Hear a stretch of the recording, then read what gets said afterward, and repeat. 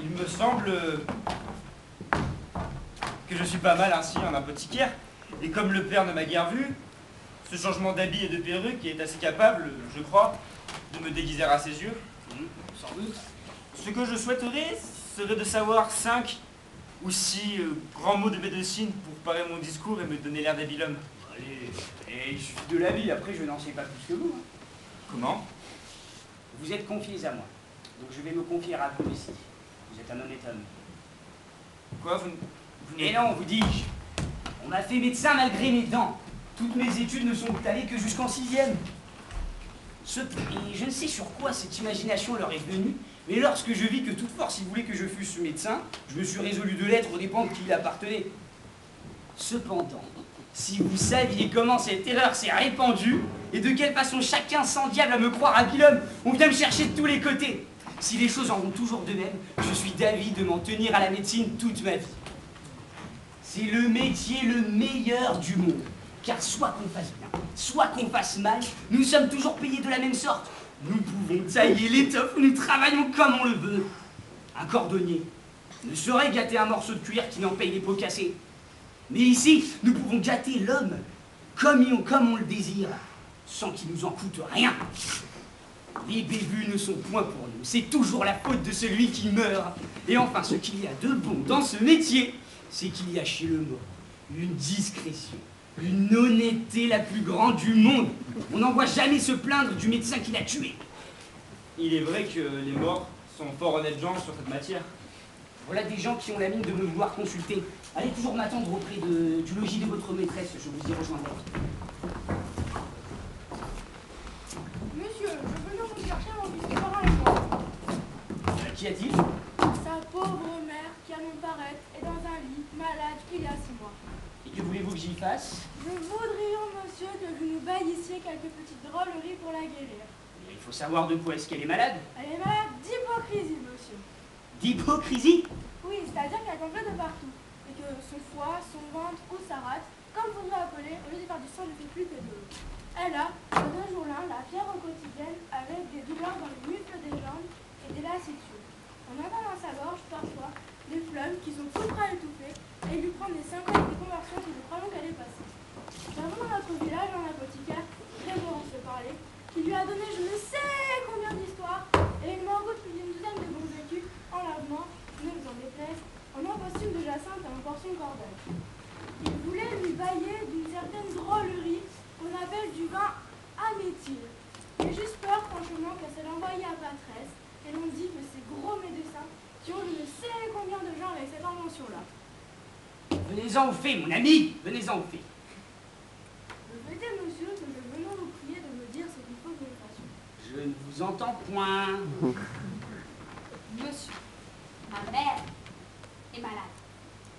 Et voilà 2 écus que je vous apporte pour que vous nous bailliez quelques remèdes. Ah, vous, je vous entends. Vous, je vous entends.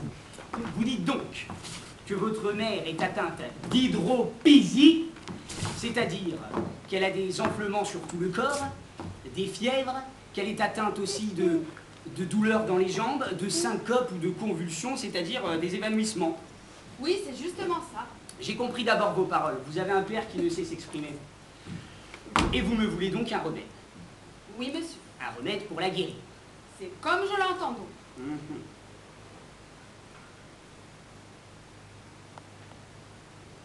Je vais vous donner un morceau de fromage. Fromage, monsieur. C'est un morceau de fromage préparé où il entre quantité d'or, de corail, de perles et d'autres choses précieuses. Oh, monsieur, je vous suis bien obligée. Et j'allons lui faire prendre ça tout à l'heure. Et si elle meurt, tâchez de l'enterrer le mieux que vous le pourrez.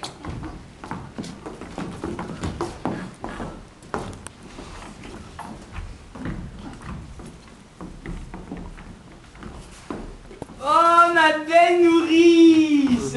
Oh, nourrice! Nourrice, votre rencontrée. Et la chasse, le séné, la rhubarbe qui purge la mélancolie de mon âme. Ah, mais cela est trop bien dit pour moi, notre homme. Et je n'entends rien à tout votre latin. Nourrice, je vous en supplie, pour l'amour de moi, devenez malade. Je me ferai toutes les joies du monde de vous guérir. Mais je suis votre servante, et j'aime bien mieux qu'on ne me guérisse pas. Oh, Nourrice, que je vous plains d'avoir un mari aussi fâcheux et jaloux que celui que vous avez. Que voulez-vous? C'est pour la pénitence de mes fautes, et là où les chèvres est liée, il faut bien qu'elle y bouge. Comment?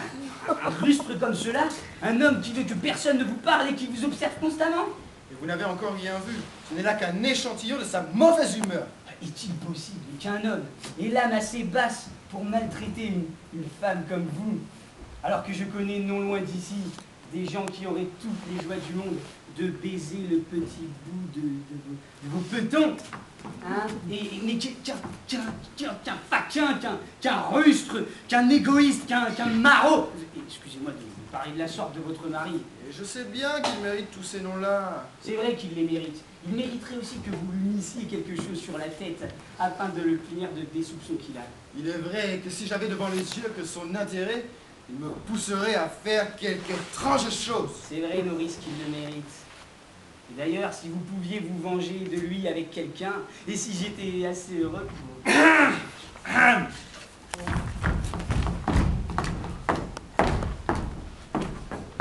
Oh là, Lucas, l'as-tu pas vu ici notre médecin? Oui, je l'ai vu par tous les diantres. Et ma femme aussi. Où est-ce donc qu'il peut être? Je ne sais pas, mais je voudrais qu'il fût par tous les gables, celui-là. Va-t'en voir un peu ce que fait ma fille.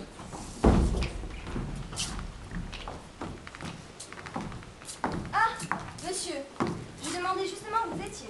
Ah, j'étais dans votre jardin en train de m'amuser à expulser le superflu de la boisson. Où en est votre malade? Un peu plus mal depuis votre remède. Oh, tant mieux, c'est signe qu'il opère. Oui, mais en l'opérant, je crains qu'il ne l'étouffe. Ah, ne vous mettez pas en peine, j'ai des remèdes qui se moquent de tout, je l'attends à l'agonie. Monsieur, qui est cet homme-là que vous amenez? Ah, c'est... Qui? Celui Et qui... Je vous entends. Il va nous servir pour votre fille. Monsieur. Attendez.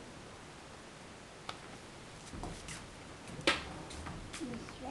Voilà. Merci. Oui. Monsieur. Là, votre fille qui va un peu marcher. Tant mieux.